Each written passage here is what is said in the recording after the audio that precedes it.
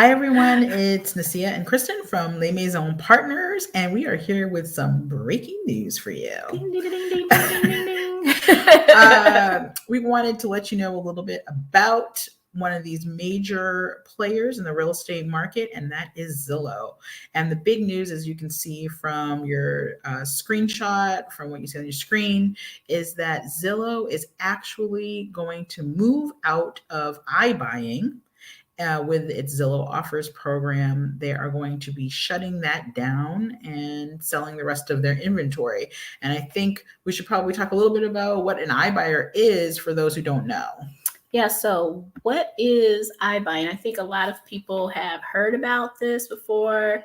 They know about it, may not know the term. So basically, iBuying or instant buyer is a company that buys homes directly from sellers and then kind of flips them or puts them back on the market for resale. So that's basically it. Lots of pros and cons to this. It's convenient. You don't have to worry about showings, all of that. Mm-hmm. The other side of it, some of the cons, they have fees that are associated with it. That convenience. So, right. Yeah. So what does it mean to see that Zillow is bowing out of the iBuying market, and why are you seeing it all over your feeds? Exactly. And that's what everybody keeps saying to us. Yeah. Did you know? Yes. We did know. It's really a lot of the impact comes from the fact that if you look at why Zillow is getting out, that is really important.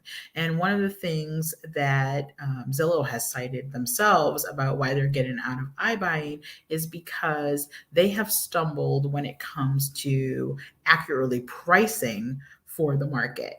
And they forecasted a little bit too high. They may have purchased a little bit higher. They've had some staffing issues that have caused them not to be able to flip as fast and not to be able to accurately predict as much what the market is ready to bear as far as pricing. And so what you're seeing is a lot more homes staying on the market for longer. And we've noticed this a lot with transactions that we've had in certain areas where there are also homes that are owned by Zillow, and we're like, that's a little high, right? You see, or it's been sitting on the market for a long time, so we kind of wondered what they were doing and saw this coming a little bit, right? So we're not saying we're prognosticators. No, however, but we're all just kind of wondering, like, what's their plan? Right. So I think one of the things that it will definitely impact is the amount of homes. They said they have thousands and thousands of homes that they need to put on the market. Now, this is great news. They need to sell. Right, they need to sell. Yeah. Now, this is great news for home buyers because potentially there may be some homes that you would now have access to at a reduced price. Of course, they may be selling some of those, most of the homes probably to other big investors who are going to turn around and rent them out. That's usually what... Yeah, that's going to be like the fastest way, the probably most efficient thing for them to do. But like Nasia was saying, it could be good news for buyers because, you may be able to get some of those prices reduced because these homes have been on the market for a long time and they're just ready to offload these properties. So, things that we haven't been seeing a lot of, a little bit more of, which is, price cuts, price reductions, sellers paying closing costs. What's that? So we might see a little bit more of that with some of their homes. So that's good news for our buyers, especially going into the winter months, the holiday season, which, things kind of slow down a little bit. So that'll be great news for people still looking during this time. Really great to talk about because where Zillow has stumbled, that is something that we also need to talk about when it comes as far as pricing. This is very important for both buyers as well as sellers because nothing can beat that local on the ground resource. And there has to be a human component when it comes into real estate at some point, and there's got to be a local lens, because it's not just about the data. Data is definitely helpful and it is insightful. Because we use data absolutely all the time. We're like data nerds. However, you have to go inside a house. So when you see these estimates, this is what they get drawing from data, but they haven't been inside your house. So this is something that we have conversations with our sellers during listing appointments who, our estimate is this, or, they have a notion of what their house should sell for. And that's where we really get into pricing strategy. Exactly. Yeah. And that's where like our on the ground knowledge kind of comes into play. And you can see naturally within a market when there is pushback as far as pricing, there is a ceiling to which people say we're not willing to pay. And that's when you see sometimes where a home will sit on the market. So this is actually reflective of the reason why representation and advocacy in your realtor is so incredibly important. And that's not to say that iBuying does not work for certain situations and for certain people.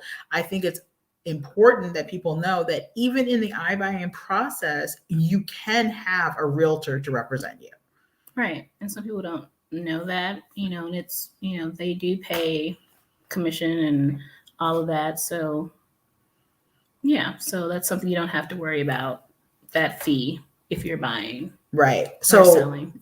Huge news as far as Zillow. We all know Zillow. We all have understood that this is one of the most recognized names in real estate.